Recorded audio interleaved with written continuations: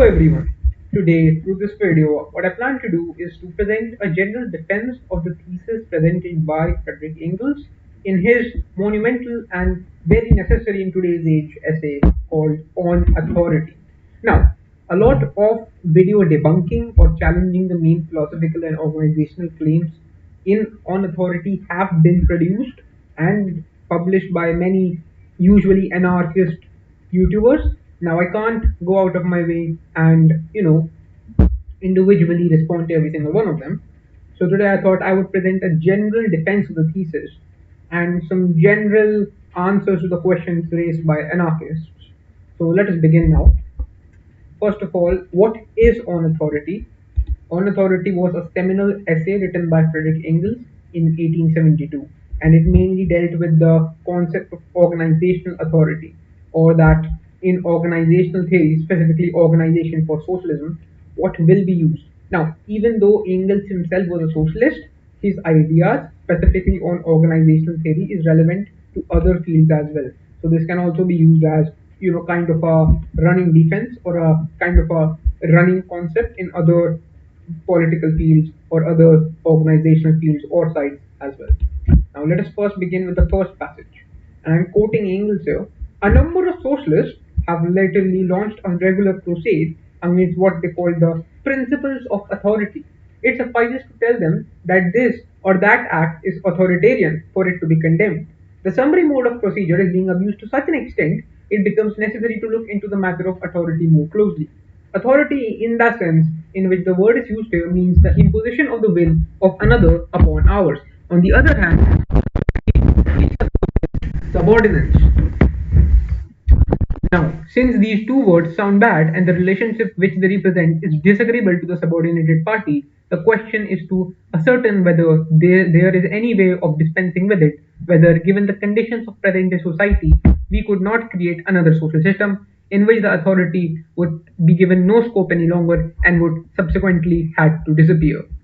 Now, I don't think I really need to tell what Engels is talking about here or defend him. It's just his theory of authority and what he means when he says the word authority. Authority, in Engels' definition, is basically the imposition of one's will upon another. Now, let us move to the second passage of the, essay. The second passage of the essay reads, and I quote, on examining the economic, industrial, and agricultural conditions which form the basis of present day bourgeoisie society, we find that they tend more and more to the replaced isolated action by combining actions of individuals.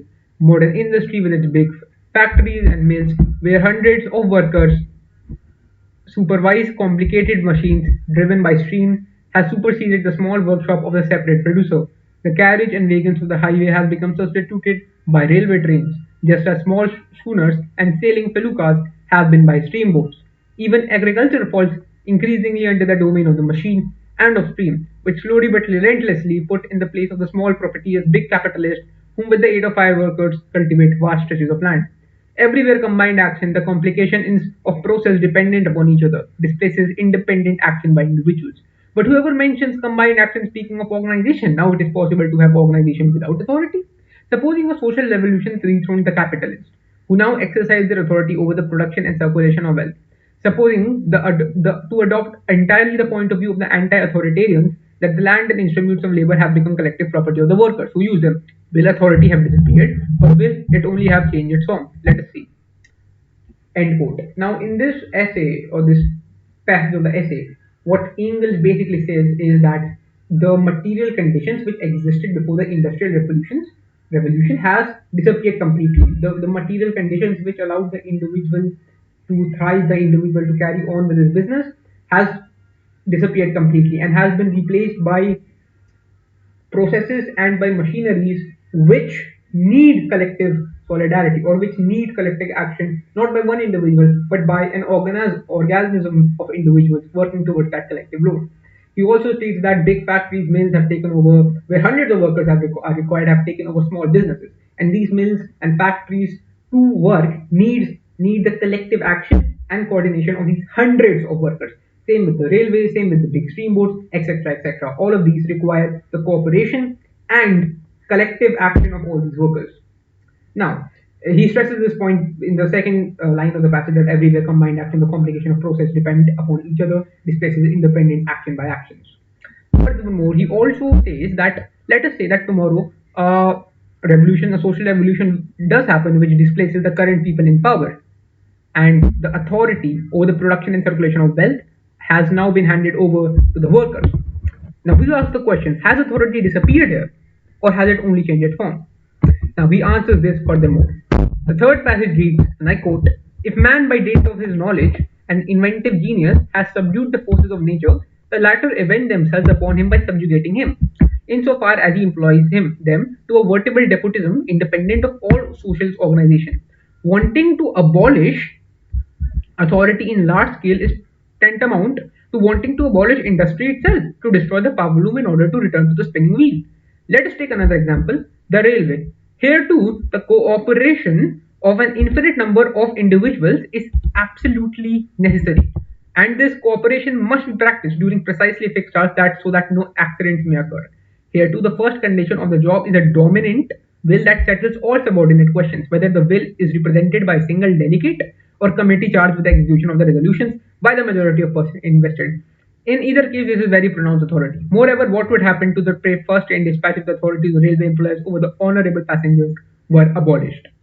Now, here again, Engels make a quote that the people who want to destroy authority itself will, using that tool of will destroying authority, will knowingly or unknowingly destroy modern industry, or what was considered modern industry back then. And therefore, they will drag the world back into the pre-industrial age where there was a spinning wheel over the power loom, and in that process, scientifically, materially, culturally, and sociologically and economically, grab the society back just for the name of, and I quote, abolishing authority. Furthermore, he gives the example for train that in a train, authority is necessary, be it the authority of one individual or the number of workers in a train system. And if that authority is abolished, the train system would, quite frankly, go crazy. There would be accidents, there would be deaths of countless innocent people who didn't need to die had there been a solid organizational authoritarian groundwork. He says in the fourth passage, and I quote, "When I submitted arguments like these to the most rabid anti-authoritarians, the only answer they were able to give me was the following: Yes, that's true, but there is not the case of authority which we confess on or delegate, but of a commission interested. These gentlemen think that we have changed the name of the thing, that they have changed the thing themselves. This is how these profound thinkers mock the whole world. We have seen thus, on the other hand, a certain authority, no matter how delicate, on the other hand, a certain subordination, are things which, independent of all social organizations, are imposed upon us with the material condition under which we produce and make products circulate." Now, here too, Engels make a claim that whenever he presents his argument to an quote-unquote anti-authoritarian, they say, yeah, well, that's true, but in our system, there will be a commission interested with these things. Uh, Engels just makes the point that even if you are giving that commission power, that's still authority.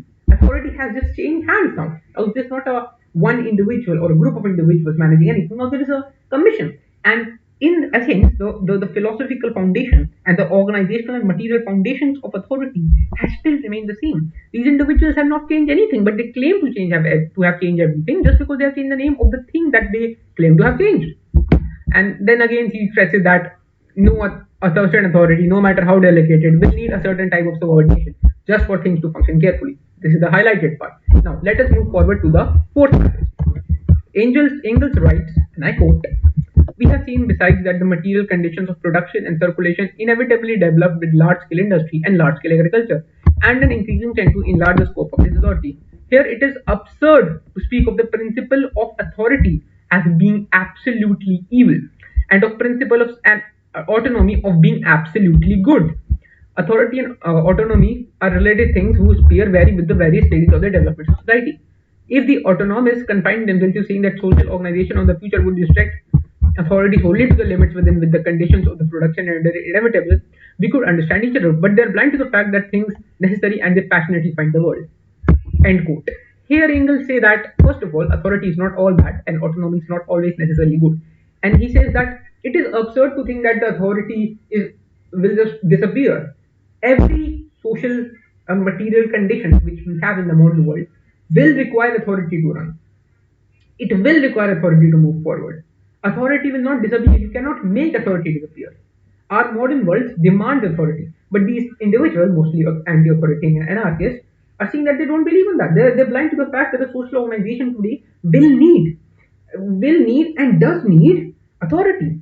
Whoever holds that authority is needed.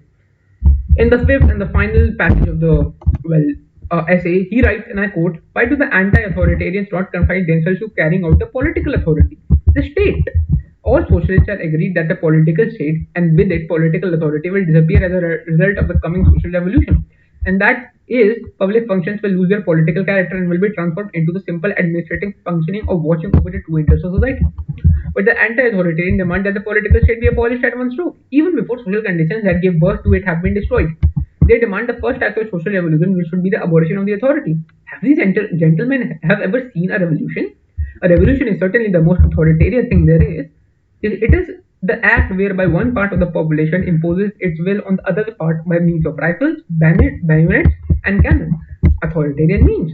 If such there be at all, and if the victorious party does not want to have fought in vain, it just maintains this rule by means of terror in which its aims inspire the reactionists. Would the Paris communes have lasted a single day if it has not made use of the authority of the armed people against the bourgeoisie? Should we not, on the contrary, reapproach it for having used it not freely enough?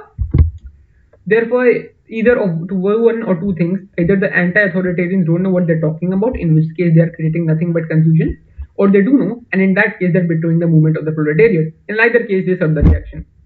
Here, Engels really mocks anarchists, if anything. He says that, first of all, these gentlemen have not seen a revolution. He points out that the revolution is the most anti-authoritarian thing authoritarian thing there is. And he's absolutely correct. You will have to impose your authority on a ruling class to, have them step down. So, without authority, and revolution is simply impossible. Second of all, we all know that Engels believed in the withering away of the state, that the state will wither away. Socialism is a transitionary period to communism, which is in itself a pretty debated concept, or even if it is necessary, but let us forget that. And he says that these anarchists think that we should just, abolish the state in one go, whereby his theory proves that the state will disappear itself over a period of time. Here, I don't think is anything more to explain here. A lot of people quote this passage, but I do not really think that there is something absolutely new in this particular passage. Even though this passage in itself is not bad, it serves as a more of a, what's the correct word, as a puzzle, as a piece in the larger puzzle on authority. Then again, there is a last line that these people don't know what they're talking about, or they don't know what they're talking about, and in this case, they are serving the bourgeoisie. Now, again, nothing to explain here. He just says that people either don't know what they're talking about, or when they do know they're talking about, and specifically talking about these things, they are serving the bourgeoisie, which is correct. And that is basically it. That is On Authority by Engels. Now, it's just one answer to the anarchist that I gave. You say that you will abolish authority and will have an libertarian or an anarchist or a mutualist utopia.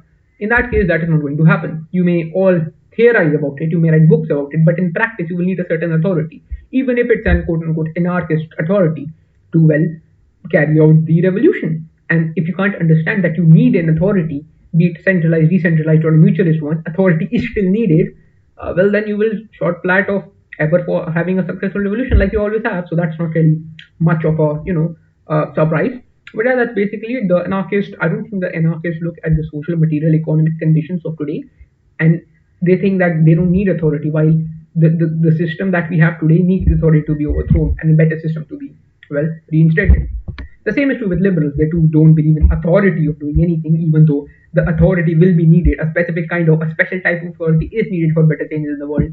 And they live in their delusions that, hey, we will just do it gradually, even though the pressing issues of the day need a particular type of authority to, solve them. Yeah, that's pretty much it. This was more of a unscripted explanation that I would have rather given to a normal person, but I thought making a video of it or recording it would be quite interesting. That is basically it. See you guys later. Yeah, goodbye.